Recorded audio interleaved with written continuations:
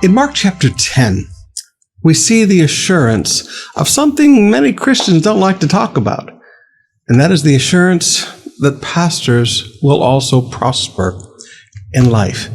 It seems the Christians want their pastors to be poor and holy, not necessarily spiritually holy, but holy shoes and holy pants and everything else. But that's not God's plan. I want to show you something here today. As Jesus finishes with the rich young ruler, and the rich young ruler is a story in itself, a man who could have had everything he ever dreamed of and more. Jesus said, sell all you've got, give it to the poor, and come follow me. You want eternal life? You want an experiential knowledge of God and an experiential knowledge of his Son, of the Messiah?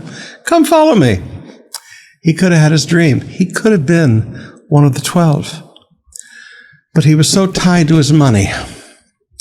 And the disciples follow up all of that by saying, Peter, verse 28, we've given up everything to follow you. And they had. They'd given up everything to follow him. And I'm going to teach more about this tonight as we talk about the kingdom advances by sacrifice as we begin our missions week. So we'll see you in service tonight with that. But Jesus looks at him and says, yes, you have given up everything to follow me. Jesus said, yes, you have.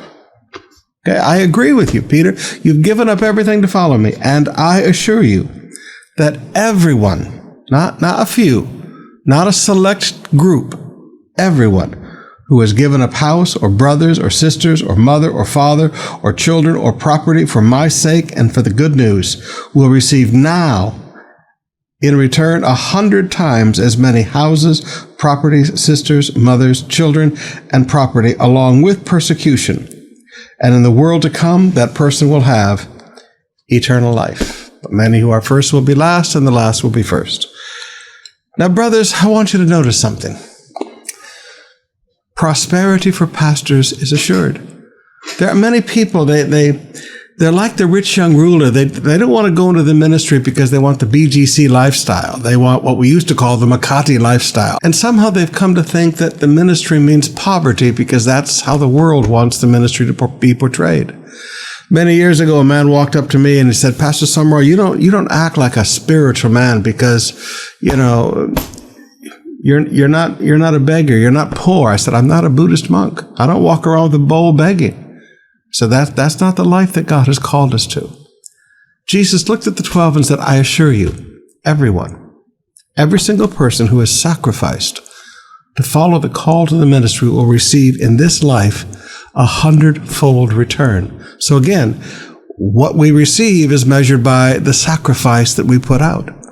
But the sacrifice cannot be for position. The sacrifice cannot be for fame or fortune. The sacrifice has to be for the sake of Jesus and for the sake of the gospel.